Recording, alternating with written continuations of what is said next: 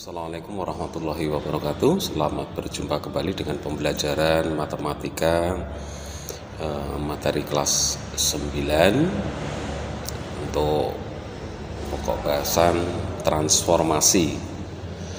Pada kesempatan kali ini kita lanjutkan materi kita yang terdahulu. Kalau yang terdahulu adalah transformasi translasi, kemudian transformasi refleksi.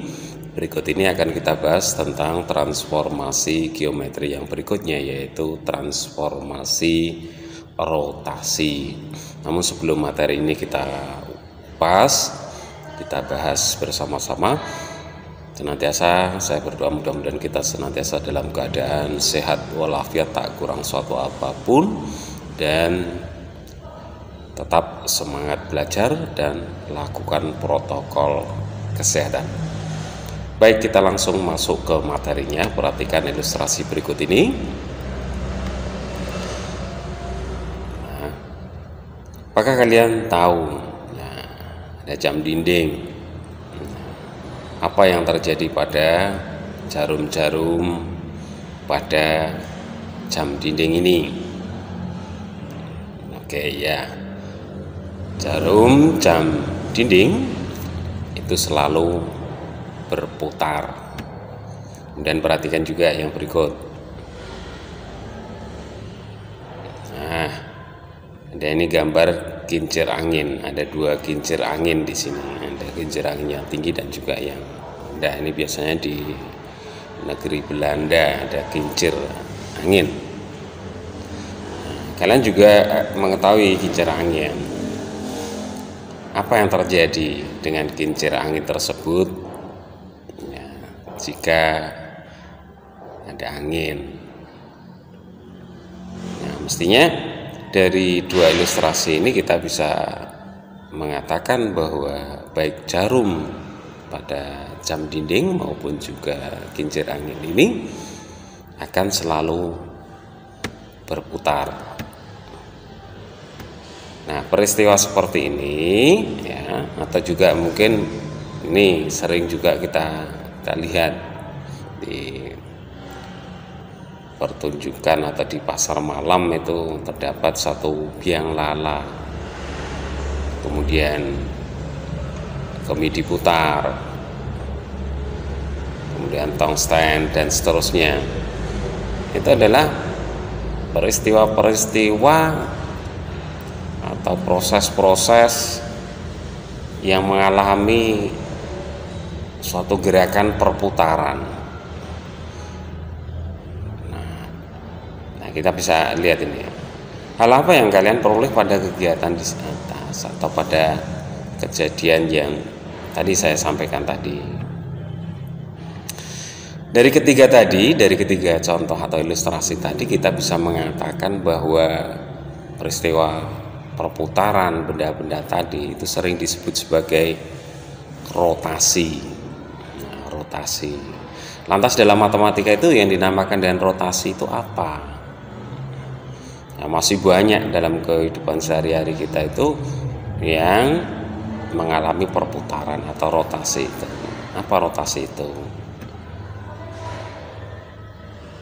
Nah, rotasi atau perputaran adalah transformasi yang memindahkan suatu titik ke titik lain dengan perputaran terhadap titik pusat tertentu. Saya ulang, rotasi atau perputaran adalah transformasi yang memindahkan suatu titik ke titik lain dengan perputaran terhadap titik pusat tertentu. Berbeda dengan translasi. Kalau translasi itu pergerakannya bisa ke kanan, ke kiri, ke atas ataupun ke bawah. Tetapi kalau pada transformasi rotasi ini pergerakannya atau arah perputarannya itu hanya ada dua. Yang pertama adalah arah positif dan yang kedua adalah arah negatif. Perputaran dengan arah positif itu tidak lain adalah perputaran dengan arah atau berlawanan arah dengan perputaran jarum jam.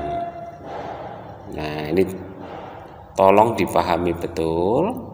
Jadi kalau arah perputaran kita selalu ingat perputaran jarum jam. Justru yang bernilai positif atau arah yang positif itu tidak lain adalah arah yang berlawanan dengan perputaran jarum jam. Sementara kalau arah negatif itu tidak lain perputarannya itu searah dengan perputaran jarum jam. Nah, ini arah rotasi sekali lagi ada dua, positif dan negatif. Positif itu berarti berlawanan dengan perputaran jarum jam.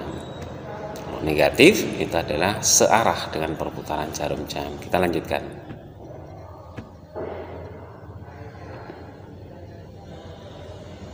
Nah, ini sebagai misal, ya, sebagai contoh mungkin juga dalam kehidupan sehari-hari. Nah, kita bisa lihat ada suatu pesawat mainan, ya, pesawat mainan yang berada pada koordinat titik P, bergerak atau berputar sebesar 90 derajat berlawanan dengan arah jarum jam. Ya, kemudian sampai di titik Q. Nah, pusat perputarannya mestinya kalau pada bidang koordinat Kartesius ini pusat perputarannya adalah titik pangkal koordinat atau titik O. Kemudian setelah sampai di titik Q, ya, pesawat tersebut berputar lagi melanjutkan ya ke titik R, kemudian besar putarannya adalah 90 derajat tetap berlawanan arah dengan perputaran jarum jam. Nah, kemudian yang menjadi permasalahan adalah, nah, kalau misalkan posisi awal kemudian posisi titik Q hasil perputaran yang pertama, kemudian titik R hasil perputaran lanjutan tadi digambarkan pada bidang koordinat Kartesius, hasilnya seperti apa? Nah, kemudian juga nanti bisa juga kalau diputar 90 derajat ya, tetapi arahnya itu adalah searah dengan jarum jam. Itu nanti seperti apa hasilnya? Nah, ini kita lihat pada bidang koordinat Kartesius. Nah, ini bidang koordinat Kartesiusnya ya, jadi bidang koordinat Kartesius sama X dan sumbu X dan sumbu Y, kemudian titik O, titik 0,0, titik pangkal koordinat. Kemudian di sini kita buat skalanya itu adalah setiap peta ini adalah setiap satuan itu adalah 10, jaraknya adalah 10 satuan. Nah, kemudian tadi titik mula-mula itu adalah titik P dengan koordinat 30,10. Itu berarti X-nya 30, kemudian dilanjutkan ke atas 10. Jadi titik P-nya itu berada di sini. Nah, kita lihat. Ini titik P-nya. Koordinatnya adalah sekali lagi 30,10. Diputar 90 derajat, arahnya ke ya, atau berlawanan dengan perputaran jarum jam sampai di sini. Mana yang menunjukkan 90 derajat? Nah, 90 derajat itu tidak lain adalah sudut yang dibentuk antara OP dengan OQ. Nah, ini. Jadi ini adalah titik hasil rotasi dari titik P sebesar 90 derajat siku-siku di sini. Ya. Kemudian ya, berlawanan dengan jarum jam. Nah, sekarang koordinat titik Q ini berapa? Koordinat titik Q-nya tidak lain adalah, kita bisa lihat, negatif 10,30. Jadi menentukan hasil perputaran atau hasil rotasi suatu titik itu langkah yang termudah atau langkah sederhananya adalah menggambarkannya pada bidang koordinat kartesius. Alat yang digunakan adalah jangka, kemudian juga busur derajat. Kemudian titik Q. Nah, pesawat ini tadi, pesawat mainan tadi sudah sampai di titik Q. Diputar lagi 90 derajat positif, berarti arahnya tetap berlawanan dengan perputaran jarum jam. Nah, ini hasil perputarannya sampai di titik sini. Inilah titik R. Nah, ini titik R. Berapa koordinatnya kalau kita lihat? Nah, ini berarti diputar 90 derajat, diputar lagi 90 derajat. Hasilnya adalah titik R ini koordinatnya adalah negatif 30, negatif 10. Nah, perputaran 2 kali 90 derajat itu sama artinya perputaran sebesar, nah ini sebesar sudut lurus. Nah, ini 90 tambah lagi dilanjutkan itu berarti ditambah 90. Berarti perputarannya berubah menjadi 180 derajat. Dari titik P langsung ke titik R itu perputarannya adalah perputaran 180 derajat. Nah, hasilnya berarti kita bisa membuat satu kesimpulan bahwa perputaran 180 derajat itu sama artinya perputaran 2 kali 90 derajat. Nah, ini bisa dilihat dari gambar yang ada ini. Jadi diputar 90 derajat menghasilkan titik Q, diputar lagi 90 derajat ya, dari Q tadi mendapatkan titik R. Nah, kalau titik P ini diputar langsung menuju ke titik R, itu berarti perputarannya adalah 180 derajat.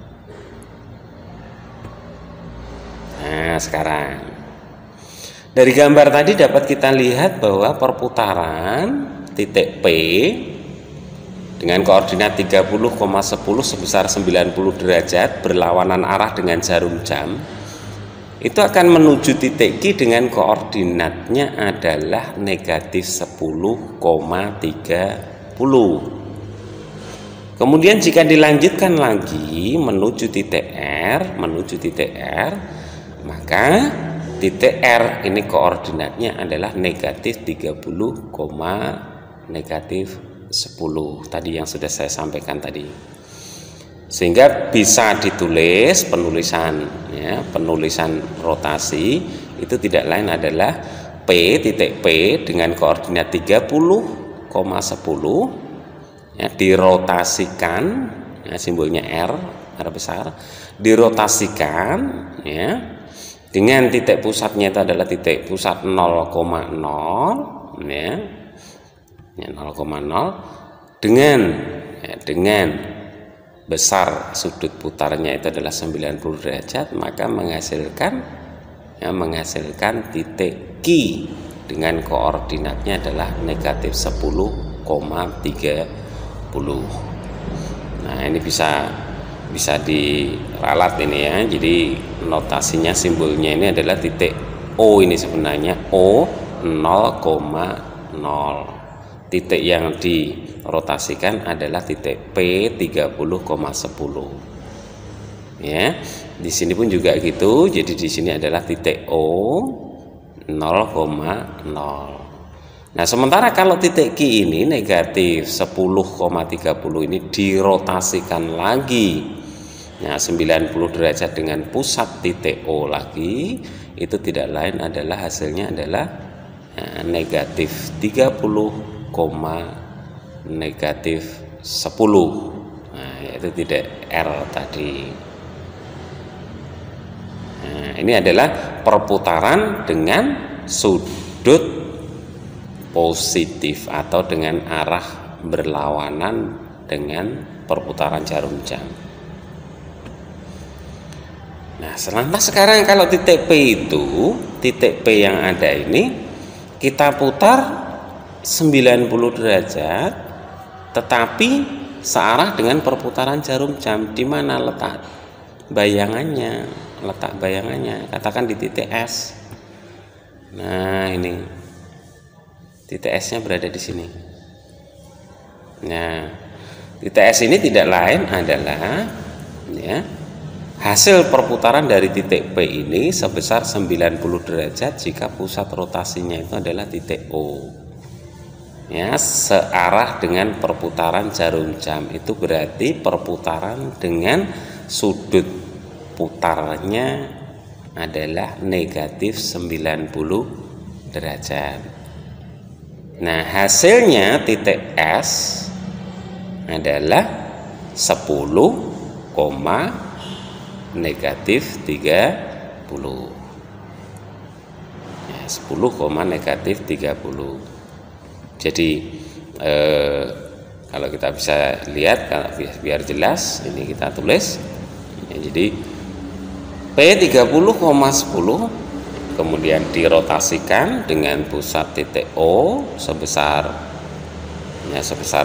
negatif 90 derajat, dapat ditulis ini P 30,10 dirotasikan dengan rotasi, pusat rotasinya adalah titik O. Ya, pusatnya adalah titik O. Ini sekali lagi, ini maaf ya, 0,0 dengan sudut putarnya adalah negatif 90 derajat. Maka akan kita dapatkan S-nya, hasil perputarannya, atau juga bisa dikatakan sebagai bayangannya, itu adalah 10, negatif 30. Kalau dengan menggunakan gambar, ya, dengan menggunakan gambar, ya gampang sekali, mudah sekali. Nah, lantas bagaimana nanti kalau misalkan tanpa menggambar? Mau tidak mau kita harus menghafalkannya, rumusannya. Nah, di sini saya berikan sifat-sifatnya, sifat-sifat perputaran atau rotasi, sifat-sifat rotasi atau perputaran. Yang pertama, bangun yang diputar atau yang dirotasikan tidak pernah mengalami perubahan bentuk dan juga tidak mengalami perubahan ukuran. Jadi kalau misalkan bentuk yang diputar itu adalah persegi panjang, maka hasilnya juga harus persegi panjang. Ukurannya pun tidak akan mengalami perubahan. Itu sifat yang pertama. Sifat yang kedua, bangun yang diputar atau yang dirotasikan hanya mengalami perubahan posisi. Nah, mengalami perubahan posisi. Tetapi posisi itu sebenarnya kalau diukur jaraknya dari titik pusat rotasinya selalu tetap. Nah, ini rotasi terhadap titik O 0,0 sebesar 180 derajat. Kalau yang dirotasikan titik A dengan koordinat A, B, maka hasilnya A aksen itu tidak lain adalah A aksen, B aksen. Nah, lantas siapa A aksen itu? A aksennya tidak lain adalah lawan dari A, negatif A, kemudian B-nya atau B aksennya itu tidak lain adalah negatif B. Jadi cukup mudah. Jadi kalau misalkan ada titik A 2,3, 2,3 dirotasikan terhadap titik O 0,0 ya, sebesar 180 derajat, maka bayangannya itu tidak lain adalah langsung lawannya, negatif 2, negatif 3. Jadi ini A berubah menjadi negatif A, kemudian B berubah menjadi negatif B. Ini rotasi 180 derajat berlawanan dengan arah jarum jam. Nah, bagaimana dengan perputaran 90 derajat berlawanan dengan perputaran jarum jam? Nah, titik yang dirotasikan adalah titik A, B, menghasilkan juga A aksen, B aksen. A aksennya tidak lain adalah negatif B, kemudian B aksennya adalah A. Jadi yang berubah adalah posisinya berubah, tetapi untuk absisnya atau yang depan itu berubah menjadi lawan dari yang belakang. A, B berubah menjadi negatif B, A. Kalau titik yang dirotasikan 90 derajat berpusat di titik O berlawanan dengan perputaran jarum jam, maka bayangannya tidak lain adalah negatif 3,2 ya, negatif 3,2 kalau titik yang dirotasikan adalah 2,3. Kemudian yang terakhir ya, nanti yang lain bisa dikembangkan sendiri. Rotasi terhadap titik O 0,0 sebesar negatif 90 derajat. Kalau negatif 90 derajat berarti searah dengan perputaran jarum jam. Maka ya, kalau ada titik A ya, dengan koordinat A, B, hasil perputaran negatif 90 derajatnya tidak lain adalah berubah menjadi B, negatif A. B, negatif A. Nah, baik, saya rasa untuk pertemuan kali ini materi transformasi rotasi atau perputaran sampai di sini dulu. Untuk latihan-latihannya bisa dikembangkan sendiri. Kemudian latihan-latihannya bisa dari buku paket, bisa juga dari modul ataupun referensi yang lain. Kurang lebihnya saya mohon maaf. Akhirul kalam, billahi taufiq wal hidayah. Assalamualaikum warahmatullahi wabarakatuh.